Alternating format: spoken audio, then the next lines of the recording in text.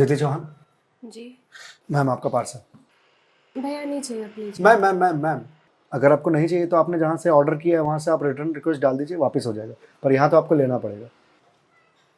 ठीक है दीजिए। मैम हाँ एक गिलास पानी मिलेगा?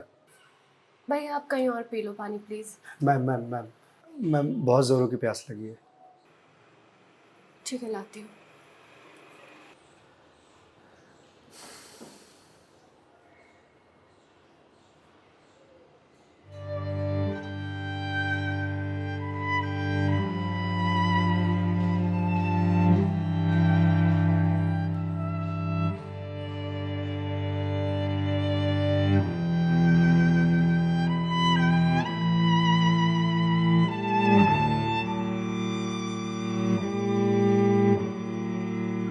लीजिए लीजिए भैया, देख क्या रहे हैं?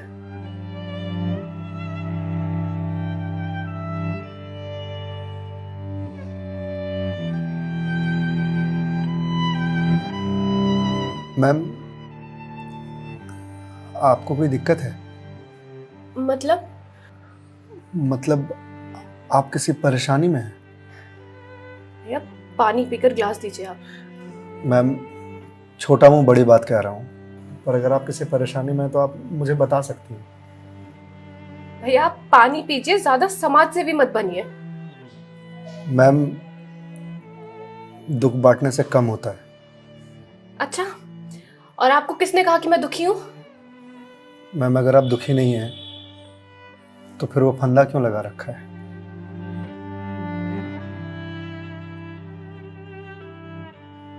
मैम मैंने सुना है खुशियां बांटने से बढ़ती हैं और दुख बांटने से कम होता है। मैम बड़े से बड़ा दुख कम हो जाता है अगर आपके पास कोई सुनने वाला हो। मैम प्लीज़ मैम रोइए मत मैम। मैम देखिए ये तो मुझे नहीं पता कि आपको क्या परेशानी है, पर अगर आप मुझे बताएंगे तो शायद मैं कोई सॉल्यूशन निकाल पाऊँ। नहीं, कोई मेरे लिए कुछ नहीं कर सकता। मेरे पास अब मरने के अलावा कोई ऑप्शन नहीं है। मैम ऑप्शन तो ढूंढने से मिलता है ना। आप एक बार मुझे बताइए ना, शायद मैं कोई जीने का ऑप्शन ढूंढ पाऊँ आपके लिए। क्यों बताऊं तुम्हें? क्या कर लोगे तुम? मैंने बोला ना, मेरी हेल्प कोई नहीं कर सकता है। मैम आप अगर मुझे नहीं बताएंगे तो मैं वैसे भी कुछ नहीं कर पाऊंगा, पर अगर आप मुझे बताएंगे तो शायद मैं कोई हल निकाल पाऊं। और अगर कोई हल नहीं निकला तो आप तो वैसे भी सुसाइड करने जा रहे थे, तो जाने से पहले अपना दुख मुझे बताते जाइए प्लीज।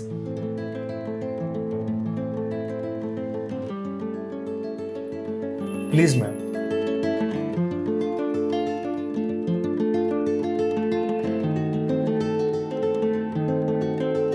मैं ईएमआईज़ के चक्कर में फंस चुकी हूँ। मतलब मैं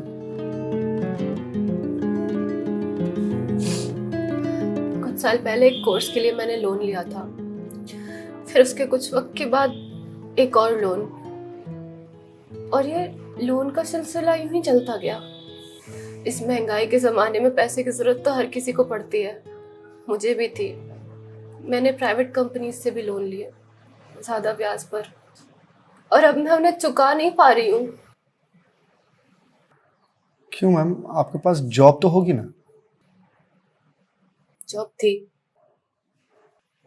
पर मैं जिस कंपनी में जॉब करती थी उस कंपनी ने मुझे ये कहकर टर्मिनेट कर दिया कि फाइनेंशियल लॉस के कारण वो मुझे और मुझ जैसे कुछ एम्प्लॉयज को सैलरी नहीं दे सकते। तो मैम आप किसी और कंपनी में ज्वाइन कर लो, बहुत सारी कंपनीज हैं यहाँ तो। तुम्हें क्या लगता है मैंने अप्लाई करने का ट्राई नहीं करा होगा? जॉब नहीं खोजी होगी? बहुत की थी, पर इस रिसेशन के जमाने में जॉब मिलना कितना मुश्किल है कि तुम जैसे डिलीवरी बॉय को क्या पता।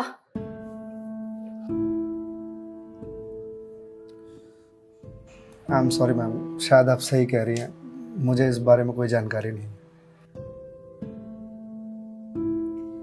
जॉब जाने के बाद मेरे से चीजें हैंडल नहीं हो रही हैं। बैंक से रोज कॉल्स आते हैं ईएमआईज़ भरने के लिए, और प्राइवेट कंपनी वाले फोन कर कर के धमकियां दे रहे हैं। मैं इस लोन के जंजाल में फंसती चली जा रही हूँ, और अब मेरे पास सुसाइड के अलावा कोई और ऑप्शन नहीं है। मैम ऑप्शन क्यों नहीं है? आप ये बात अपने घर में बता सकती हैं, अपने पापा को बता सकती हैं। नहीं, मैं ये बात अपने पापा को नहीं बता सकती। क्यों मैम? मेरे पापा रिटायर हो चुके हैं, उनके ऊपर पहले से घर की बहुत रिस्पॉन्सिबिलिटीज है। वो मेरी शादी के लिए पैसे भी जोड़ रहे हैं। मैं उनसे किस मुंह से पैसे मांगू? मुझे पढ़ाने के लिए, बाहर भेजने के लिए उन्होंने ना जाने रिश्तेदारों से कितने ताने सुने होंगे। और अब जब मैं उन्हें ये जाकर बोलूंगी तो लोग क्या कहेंगे? मैम पैसे आपको अपने पापा से मांगने हैं या लोगों से? पापा से लेने हैं। तो फिर अब लोगों का क्या है? लोगों का तो काम है कहना, वो तो कहते रहेंगे। पर मैं किस मुंह से जाके अपने पापा को ये बोलूं? किस मुंह से मांगू पैसे उनसे? जिस उम्र में मुझे उनका बोझ उतारना चाहिए, सहारा बनना चाहिए, उस उम्र में मैं उन पे ही बोझ बनूं?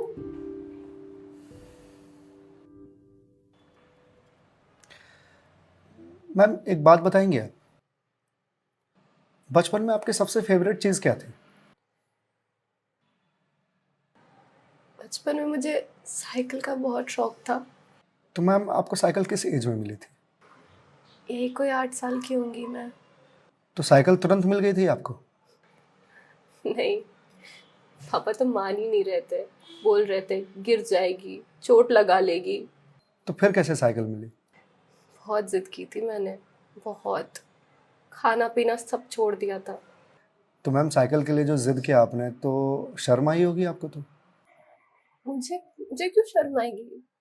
पापा है वो मेरे, उनसे जिद नहीं करूंगी तो किससे जिद करूंगी? तो मैम जब बचपन में साइकिल के लिए जिद करने में शर्म नहीं आई तो अब क्यों आ रही है? मैम अभी आपने कहा कि आपके पापा आपकी शादी के लिए पैसे जोड़ रहे हैं और आप तो यहाँ सुसाइड कर रही हो, तो वो उन पैसों का क्या करेंगे? या उन्हें यह जानकर बहुत खुशी होगी कि उनकी बेटी ने शादी का बोझ हल्का कर दिया उनके सिर पर से। मैम आपको मालूम है हमारे जनरेशन की दिक्कत यही है कि हम अपने आप को इतना बड़ा समझ लेते हैं कि हम अपने पेरेंट्स से ही अपनी बात छुपाने लगते हैं। कभी ये कहकर कि पापा मम्मी नहीं समझेंगे, या कभी ये कहकर कि मैं उन्हें परेशान नहीं करना चाहती, या कभी ये कहकर कि हम दोनों की सोच नहीं मिलती है। एक बार आप अपनी दिक्कत अगर अपने पेरेंट्स से शेयर कीजिएगा ना, तो आपको जीवन में फिर कभी सुसाइड करने की जरूरत नहीं पड़ेगी, या मेरे जैसे किसी अनजान से अपनी बात शेयर करने की जरूरत नहीं पड़ेगी। प्लीज मैम एक बार शेयर करके देखिए। उनसे बेहतर दोस्त इस दुनिया में कोई नहीं हो सकता। प्लीज मैम एक बार ट्राई कीजिए प्लीज मैम।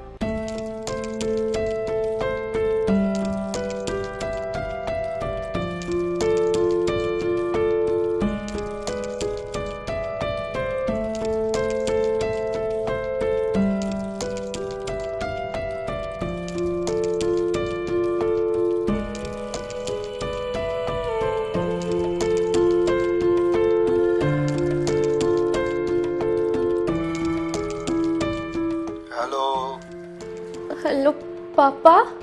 हाँ दीदी बोल, कैसी है बेटा? पापा मुझे आपसे कुछ बात करनी है। हाँ बोल ना बेटा। पापा मैं क्या हुआ बेटा? पापा मैं बहुत परेशान हूँ। हाँ तो मुझे बता ना किस लिए परेशान है?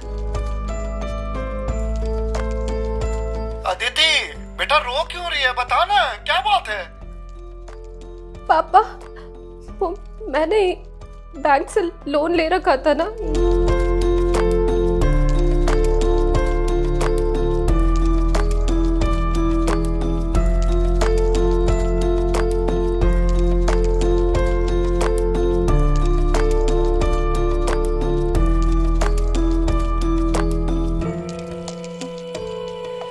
देख बेटा जो हो गया सो हो गया, तू चिंता मत कर, मैं हूं ना, अभी तेरा बाप जिंदा है, मैं काम करता हूँ, मैं कल ही तेरे पास आता हूँ, तो बिल्कुल भी चिंता मत कर। हाँ पापा, आप प्लीज आ जाइए। देखा मैं, आपके पापा आपके एक फोन पर यहाँ आने को तैयार हो गए और आप इतने दिनों से अकेले सफर कर रहे थे। मैम, मम्मी पापा से बढ़िया दोस्त कोई हो ही नहीं सकता। आप एक बार उन्हें दोस्त बना करके तो देखिए। आप सही कह रहे हैं भैया, मम्मी पापा से अच्छा दोस्त कोई नहीं हो सकता है। Thank you. It's okay ma'am, ये लीजिए क्लास। वंस अगेन भैया, thank you so much. It's okay ma'am, bye. Ma'am, ji?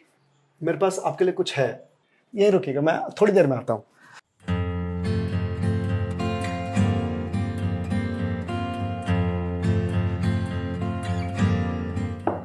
Ma'am. जी भैया।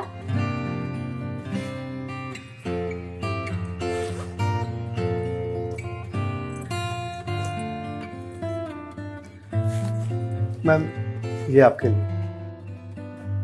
भगवत गीता? जी मैम। मैम, 2020 का साल मेरे लिए बहुत बुरा था। कोरोना में मेरी जॉब चली गई। पहले के कुछ महीने जो थे वो तो सेविंग्स से निकल गए, लेकिन उसके बाद के कुछ महीने बहुत ज़्यादा टफ था। मेरे ऊपर भी आपकी ही तरह बहुत सारे EMIs थे जो मैं पे नहीं कर पा रहा था, जिस वजह से मैं बहुत परेशान था और सुसाइड करने की सोचने लगा था। और एक दिन तो सुसाइड करने निकल भी गया था, लेकिन पापा ने मुझे पकड़ लिया। पहले तो बहुत डांटा,